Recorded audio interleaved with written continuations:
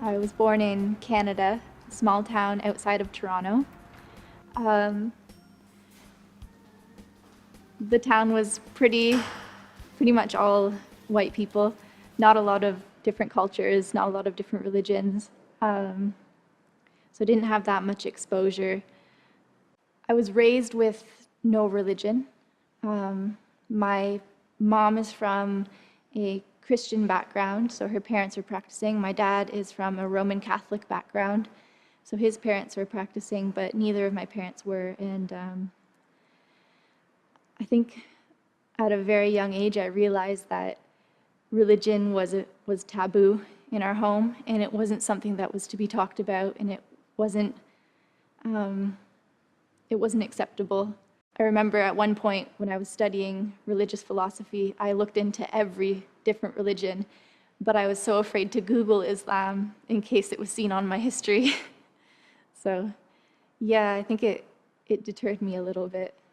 I became a Muslim in 2010, right before Ramadan, and it started with me just hearing some Arab people speaking at school, and they were hearing the Arabic, and I was fascinated by it.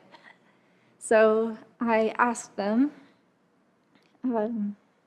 what language they were speaking, and then when they told me it was Arabic, I asked if they were Muslim. And I just kept asking them questions. Eventually, I was given a number of a woman who would give me Tawheed lessons, so about oneness of Allah. And it took me a while to contact her, but eventually I did. And I took lessons for 3 months with her, and I ended up taking my Shahada, alhamdulillah. I didn't go to her wanting to accept any religion. I went to her because I didn't want to be ignorant, because I knew, like, I heard people speaking Arabic. I knew they were Muslim and they're around me, so I wanted to know what happens in their life. I ended up leaving home, and at one point I went back on the condition that I didn't do anything Muslim or wear a headscarf or show any sign of being Muslim, but I would sometimes forget to put my prayer mat away. My hair would be flat when I came home because I had my headscarf on. I'd take it off in the garage. And it just got too hard. There's a lot of conflict, so I left again. And it really, still to this day, there's some members of my family who don't talk to me, but my parents are coming around, alhamdulillah. I decided I wanted to get married, so I was introduced to a scholar who lived in the UK. We got married, and I moved over here, and that's when I learned the hard way that not all Muslims, no matter how much knowledge they have, they're not all made of gold.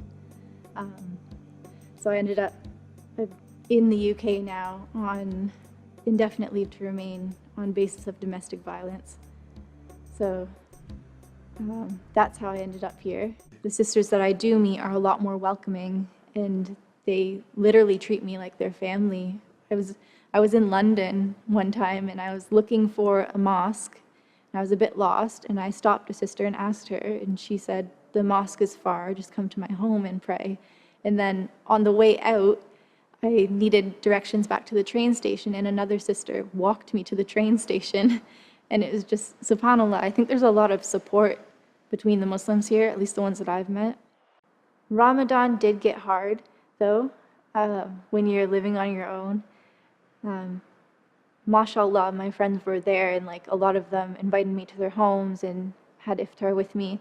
But at the end of the day, they have their family, and you will go home. So there were a lot of nights when I was breaking fast alone, and it's astaghfirullah. There were times when I got really down. I just had to remind myself of people who had less, whose family isn't even alive, subhanAllah. So yeah, that was the biggest challenge in Ramadan.